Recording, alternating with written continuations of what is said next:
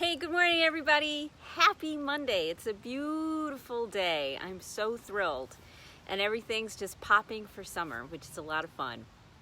I'm Rita Hickman, body mind expert, shiatsu massage therapist, and my specialty is helping women who are in narcissistic and toxic relationships figure everything out. Get their stress down, get their brain fog cleared out, get their energy up, create some boundaries, get some new paradigms in place, love yourself, respect yourself, all those really wonderful, wonderful things to help you move forward. Because I know if you're in a narcissistic relationship, you probably feel stuck and kind of trapped. So today we are going to be talking about the spectrum of narcissistic behavior. So everybody has narcissistic tendencies. These tendencies are there to protect ourselves. If we don't have some level of protection, then it's not going to turn out well for us, because the world really is filled with people who don't care, who don't have they have the ability to, they just haven't strengthened that ability. They just haven't focused on that ability. They've kind of become someone who's a little more self-absorbed. So there's lots of reasons for this. Let me get a little, there we go, that's better. So there's lots of reasons for this. Like my dad was a narcissist because of his mental health issues, because of his depression and his anxiety and his childhood trauma. He behaved and reacted out of that very wounded place because of where he was coming from. So it didn't mean that my dad wasn't a really great guy. Oh, we're going to try one more time. Get me in the shade. Okay. Wasn't that my dad wasn't a really great guy. It was that he had so many mental health issues he was dealing with that it overwhelmed him. The triggers and the sadness and the anxiety, it just took him over. And so he had no choice but to try to survive, and that was the way he did. He became very self-absorbed because he didn't feel he had any choices. Yeah, we're going to try one more time. See if we can get me in the shade. Aha! So other narcissists have other mental health disorders. They've got things like borderline personality disorder is the one that's usually mixed up with narcissism. It's where your brain chemistry is off. It's where things are off and you have a hair trigger reaction, and if you read the stories, if you go and read the stories of borderline personality disorder, oh my goodness, they're really, really sad. Because here are these people who ruin every single relationship that they have because they can't control their emotions. They've got no filter, and they've just, been trying to figure out where they're at. Now, other people are clinically diagnosed as narcissism, and they really just don't care. Their intention just is not there for whatever reason. Like Steve Jobs, I watched a documentary on Steve Jobs, and about a third of the way through, I shut it off and I said, okay, yeah, he was a narcissist. He totally took advantage of everybody. He was all over the place. Now you may behave in a narcissistic way because you're trying to protect yourself, because you end up being so traumatized by all of the anger and the frustration and the and the verbal abuse and the emotional abuse that you end up at such a high level of anxiety and so stressed out that you have to do things to protect yourself as well. So when I look at narcissists, what I like to look at is what's the deeper intention? What deeper is going on? I remember for one of my friends, there was a little flag that said to me, okay, this person's intention is deeper. This person wants to shift how they work, and it was in the middle of some big blow up. They contacted me and said, hey, how are you doing? And I thought, oh, well, did you look at that? They have the ability to think about somebody besides themselves sometimes. That's awesome. So, when you're getting into a new relationship, there's going to be narcissistic traits. There really are. You have them, the other person has them. And more than likely, you're nervous about getting into a new relationship because it's hard to know. They'll behave just like the narcissist. I had another friend who would say to me, I'm just like every man you've ever known and like none of the men you've ever known. And I sat there thinking, well, that's an interesting thing to say. That was sort of like their tagline for life. And it was true. Every person will represent all of the other relationships you had in your life. And the kind thing to do, at least for yourself, is to find out who this person really is.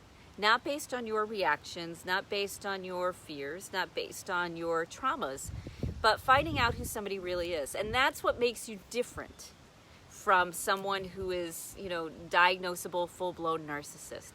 Because you're looking to protect yourself, of course, but you're also looking at someone and looking to find out who they really are, what their core is, what's going on with them as a person. Not everybody's worth it. Totally get it. We have people who are further away and people who are closer. I like to say that it's much easier to love people when they're at a distance.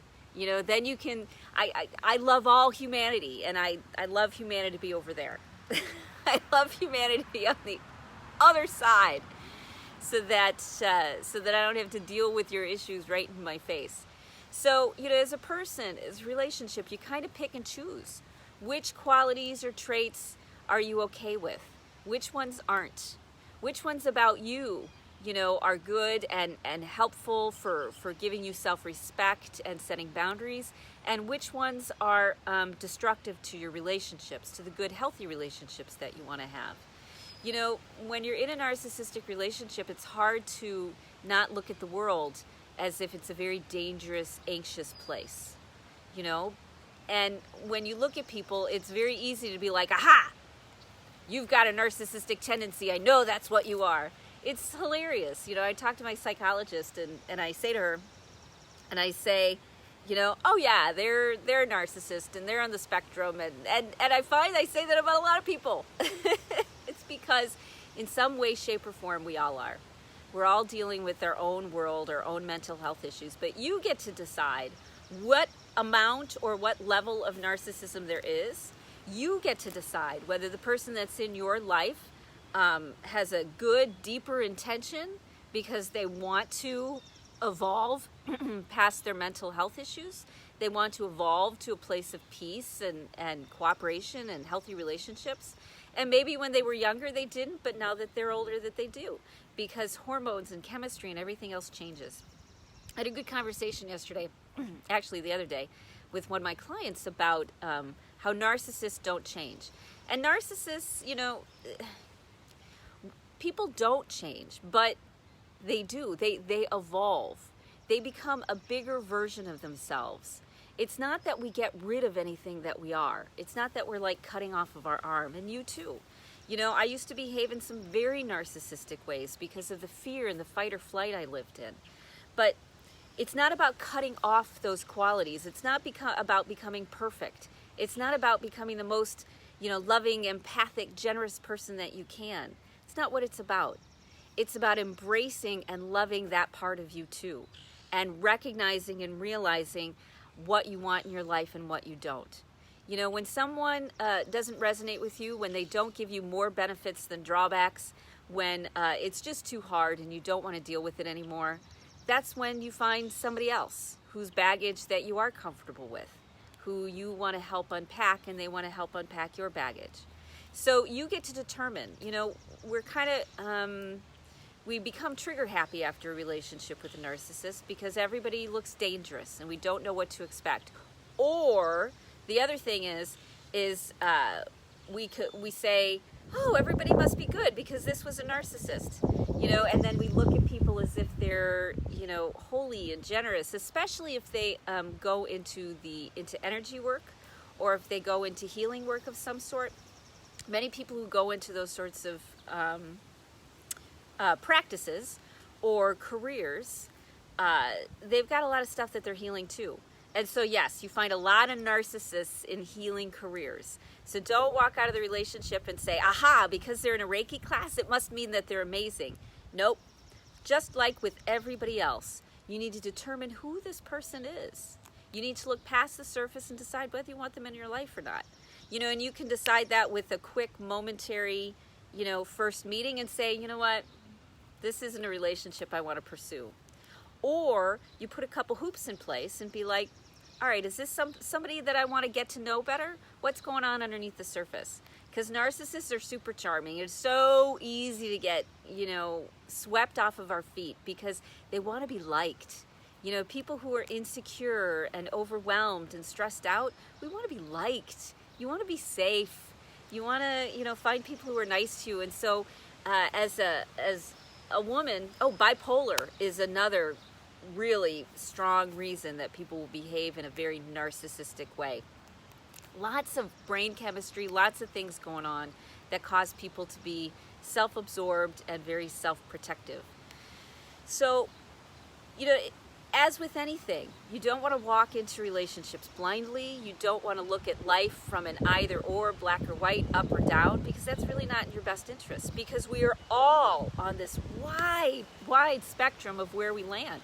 And it depends upon the day and the weather and the air pressure and sunspots and, who we ran into on the street and whether the traffic was bad. There's so many things which add up that cause us to behave in ways which can make other people uncomfortable or cause them problems. And in fact, when you start to set boundaries, the narcissist will probably say, aha, you're the narcissist. No, and yes, and no. Yes and no. Because we all have those qualities, but we all choose to deal with them differently. And so you get to decide. They're not all in the same spectrum. You can't all put them in the same box. They aren't all like socks that match. They're all like socks that don't match. So look out for yourself. Make good decisions about relationships that you want and start thinking about things rather than feeling so reactionary. Okay? Now, if you need some help with all of this, changing your mindsets, getting support, finding friends, learning how to rewire your brain, getting, self-care tools, being part of a larger kind community where you're always safe, then go over to Healthy Mindsets to cope with narcissists. Join the group. If you already belong, invite other people to the group. It's a great community because what you think today is what you create tomorrow. So if you think really wonderful things about where your life is going, about who you can be, about what's possible, and really, the technology of reality is off the hook. How we create our lives is so cool and so interesting. And a big piece of it is where you're at today, what you think today, what you focus on today is what you create tomorrow and the day after and the day after. So I invite you today to be in a really great space, to even just for a few moments, create a better tomorrow. Create a tomorrow that is kinder and gentler for you. Create a tomorrow that's more filled with peace and kindness. Because narcissists don't change, but since we all have tendencies of narcissists, then we have to look at things just a little bit closer. We can't all put everything in the same box, okay? Some people are worth it. Some people you write off and walk away from. Only you get to decide what's right for you, okay? So cool.